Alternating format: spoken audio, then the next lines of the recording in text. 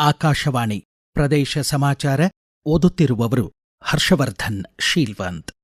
ಜಂತುಹುಳು ಮುಕ್ತ ಮಕ್ಕಳು ಉಜ್ವಲ ಭವಿಷ್ಯಗಳು ಧ್ಯೇಯದೊಂದಿಗೆ ಇಂದು ಹಾವೇರಿ ಜಿಲ್ಲೆಯಾದ್ಯಂತ ರಾಷ್ಟ್ರೀಯ ಜಂತುಹುಳು ನಿವಾರಣಾ ದಿನ ಆಯೋಜಿಸಲಾಗಿದೆ.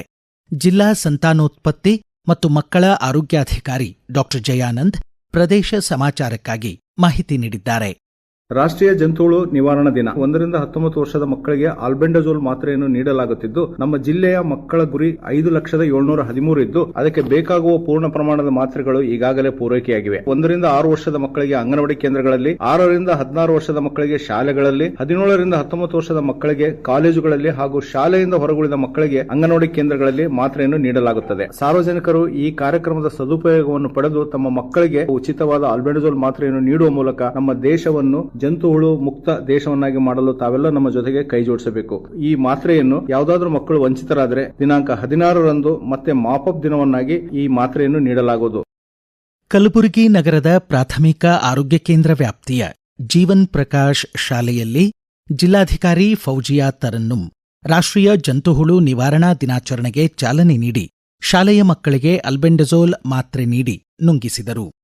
ಉತ್ತರ ಕನ್ನಡ ಲೋಕಸಭಾ ಕ್ಷೇತ್ರದ ಸಂಸದ ವಿಶ್ವೇಶ್ವರ ಹೆಗಡೆ ಕಾಗೇರಿ ನೇತೃತ್ವದ ಉತ್ತರ ಕನ್ನಡ ಜಿಲ್ಲೆಯ ಸರ್ವಪಕ್ಷ ನಿಯೋಗ ಬೇಡ್ತಿ ಹಿರೇವಡ್ಡತ್ತಿ ಮತ್ತು ಅಘನಾಶಿನಿ ವೇದಾವತಿ ನದಿ ಜೋಡಣೆ ಪ್ರಸ್ತಾವದ ಬಗ್ಗೆ ಹೊಸದಿಲ್ಲಿಯಲ್ಲಿ ಕೇಂದ್ರ ಜಲಶಕ್ತಿ ಖಾತೆ ಸಚಿವ ಸಿಆರ್ ಪಾಟೀಲ್, ಕೇಂದ್ರ ಪರಿಸರ ಅರಣ್ಯ ಮತ್ತು ಹವಾಮಾನ ಬದಲಾವಣೆ ಖಾತೆ ಸಚಿವ ಭೂಪೇಂದ್ರ ಯಾದವ್ ಅವರನ್ನು ಭೇಟಿ ಮಾಡಿ ಚರ್ಚಿಸಿತು.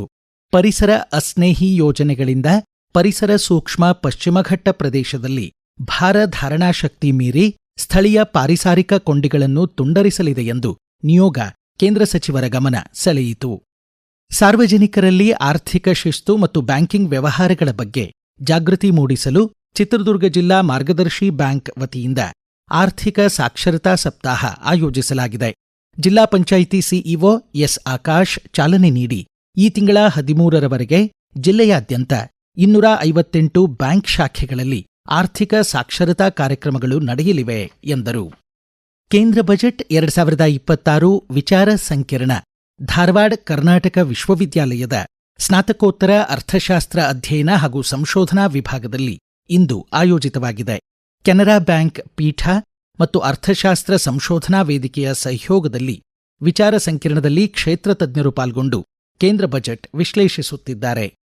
ಬಳ್ಳಾರಿ ಜಿಲ್ಲೆಯ ವಿದ್ಯಾರ್ಥಿಗಳ ಹಿತದೃಷ್ಟಿಯಿಂದ ಜಿಲ್ಲಾಡಳಿತ ವಿದ್ಯಾಸಂಸ್ಥೆಗಳಲ್ಲಿಯೇ ವಿದ್ಯಾರ್ಥಿಗಳಿಗೆ ಜಾತಿ ಪ್ರಮಾಣಪತ್ರ ಮತ್ತು 371 ಜೆ ಪ್ರಮಾಣಪತ್ರಗಳನ್ನು ವಿತರಣೆ ಮಾಡುವ ವಿನೂತನ ಯೋಜನೆ ಜಾರಿಗೊಳ್ಳಲಿದೆ ಎಂದು ಜಿಲ್ಲಾಧಿಕಾರಿ ಕೆ ನಾಗೇಂದ್ರ ಪ್ರಸಾದ್ ತಿಳಿಸಿದ್ದಾರೆ. ಬಳ್ಳಾರಿ ಜಿಲ್ಲೆಯ ಸರ್ಕಾರಿ ಹಾಗೂ ಖಾಸಗಿ ಶಾಲೆಗಳಲ್ಲಿ ವ್ಯಾಸಂಗ ಮಾಡುತ್ತಿರುವ 10ನೇ ತರಗತಿ ಪ್ರಥಮ ವರ್ಷದ ಪಿಯುಸಿ ವಿದ್ಯಾರ್ಥಿಗಳಿಗೆ ಸೂಕ್ತ ದಾಖಲೆಗಳನ್ನು ಪಡೆದು ಪ್ರಮಾಣಪತ್ರಗಳನ್ನು ವಿತರಿಸಲು ತೀರ್ಮಾನಿಸಲಾಗಿದೆ ಎಂದಿದ್ದಾರೆ.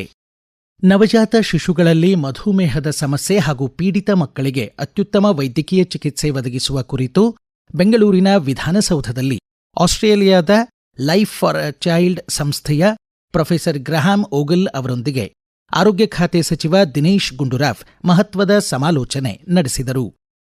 ಭಾರತ್ ಹೆವಿ ಇಲೆಕ್ಟ್ರಿಕಲ್ಸ್ ಲಿಮಿಟೆಡ್ ಸಹಯೋಗದಲ್ಲಿ ಪರಿಸರ ಸ್ನೇಹಿ ಕೆಸಿ ವ್ಯಾಲಿ ಯೋಜನೆಯನ್ನು ಸಣ್ಣ ನೀರಾವರಿ ಇಲಾಖೆ ಯಶಸ್ವಿಯಾಗಿ ಅನುಷ್ಠಾನಗೊಳಿಸಿದ್ದು, ವರ್ಷಪೂರ್ತಿ ಭರ್ತಿಯಾಗಿರುವ ರಾಜ್ಯದ ವಿವಿಧ ಕೆರೆಗಳಲ್ಲಿ ಸೌರ ಫಲಕಗಳನ್ನು ಅಳವಡಿಸಲು ಸಣ್ಣ ನೀರಾವರಿ ಮತ್ತು ಅಂತರ್ಜಲ ಅಭಿವೃದ್ಧಿ ಇಲಾಖೆ ಯೋಜಿಸಿದೆ ಎಂದು ಸಚಿವ ಎನ್ಎಸ್ ಬೋಸರಾಜು ತಿಳಿಸಿದ್ದಾರೆ.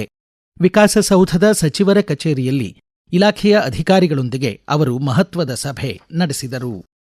ಧಾರವಾಡದ ಡೆಪ್ಯುಟಿ ಚನ್ನಬಸಪ್ಪ ಪ್ರತಿಷ್ಠಾನ, ಎಚ್ಎಫ್ ಕಟ್ಟಿಮನಿ ಪ್ರತಿಷ್ಠಾನ ಹಾಗೂ ರಂಗಾಯಣದ ಸಹಭಾಗಿತ್ವದಲ್ಲಿ 31ನೇ ಪಠ್ಯಾಧಾರಿತ 10 ನಾಟಕಗಳ ಪ್ರದರ್ಶನ ನಾಟಕೋತ್ಸವ ಇಂದು ರಂಗಾಯಣದ ರಂಗಸಮುಚ್ಚಯ ಭವನದಲ್ಲಿ ಆಯೋಜಿತವಾಗಿದೆ.